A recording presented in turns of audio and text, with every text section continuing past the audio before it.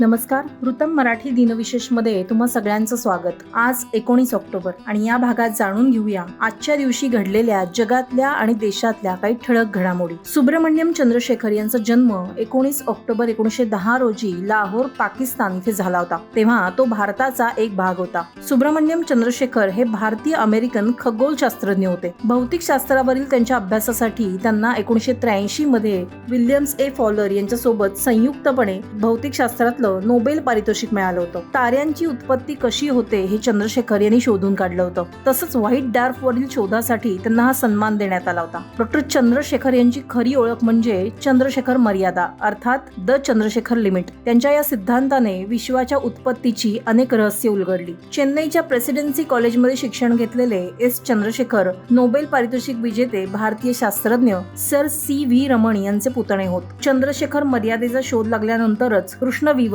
किंवा न्यूट्रॉन ताऱ्यांचाही शोध लागला होता. 1968 मध्ये एस चंद्रशेखर यांना भारत सरकारने पद्मविभूषण पुरस्काराने सन्मानित केलं होतं. पांडुरंग शास्त्री आठवले यांचा जन्म 19 ऑक्टोबर 1920 रोजी महाराष्ट्रात झाला. पांडुरंग शास्त्री हे भारतीय तत्वज्ञ, आध्यात्मिक गुरु, समाजसुधारक आणि तत्वज्ञ होते. त्यांनी 1954 मध्ये स्वाध्याय चळवळ आणि स्वाध्याय परिवार संघटनेची स्थापना केली. ही संघटना श्री भगवद्गीतेवर आधारित एक आत्मज्ञान चळवळ आहे असं सांगितलं जातं. स्थापनेनंतर अवघ्या काही वर्षात ही चळवळ भारतातील सुमारे 1 लाख गावांमध्ये पसरली. पांडुरंग शास्त्री आठवले हे भगवद्गीता आणि उपनिषदांवरील प्रभावी प्रवचनांसाठी देखील ओळखले जातात. आठवले यांना 1988 मध्ये महात्मा गांधी पुरस्कार, 1997 मध्ये धार्मिक क्षेत्रातील प्रगतीसाठी टेम्पल्टन पुरस्कार आणि 1999 मध्ये मॅक्सेसे पुरस्काराने सन्मानित करण्यात आलं होतं.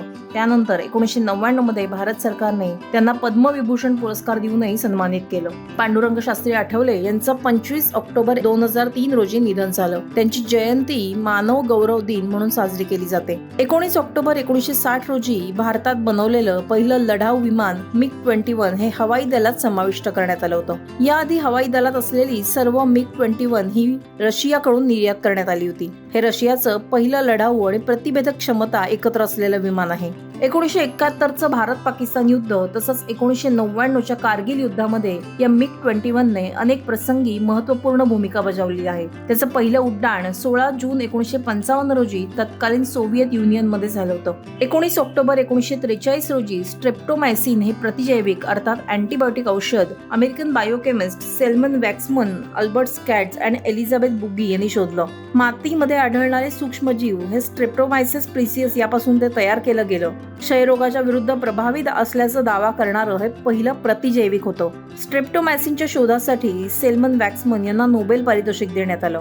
स्ट्रेप्टोमायसिन हे एक अमिनो ग्लायकोसाइड प्रतिजैविक आहे. क्षयरोगाचा मृत्यू कमी करणारं हे पहिलं औषध ठरलं होतं. डॉक्टर नारायणराव सावरकर यांचा आज स्मृतिदिन. स्वातंत्र्यवीर विनायक दामोदर सावरकरांचे धाकटे बंधू ही झाली त्यांची एक ओळख. पण त्यांनी आपल्या कार्यकर्तृत्वाने स्वतःची ओळख निर्माण केली ती वीराग्रणी डॉक्टर नारायण सावरकर म्हणून.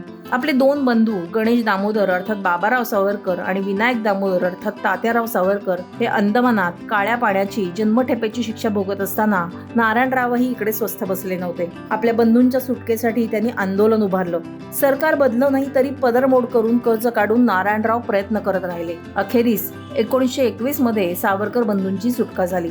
अभिनव भारत या वीर सावरकरांनी सुरू केलेल्या क्रांतिकारी संघटनेचे नारायणराव कृतिशील सदस्य होते. आपले दोन्ही बंधू अंदमानात असताना त्यांनी क्रांतिकार्यात खंड पडू दिला नाही. अभिनव भारतच्या शाखा या विस्तारतच राहिल्या.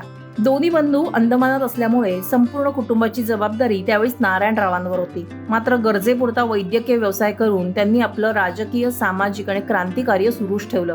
नारायणराव हे उत्कृष्ट वक्तेही होते. गांधी वधानंतर उसळलेल्या दंगलीत त्यांच्या घरावर हल्ला करण्यात आला आणि यामध्ये नारायणराव भयंकर जखमी झाले. त्यानंतर त्यांची प्रकृती म्हणावी तेवढी सुधारली नाही आणि 19 ऑक्टोबर 1949 ला त्यांचं दुःखद निधन झालं. तर हे होते आजचे अर्थात 19 ऑक्टोबरचे दिनविशेष. तुम्हाला हा व्हिडिओ कसा वाटला हे या व्हिडिओ खाली कमेंट करून सांगा आणि आमच्या YouTube चॅनलला लाईक करा, सबस्क्राईब करा.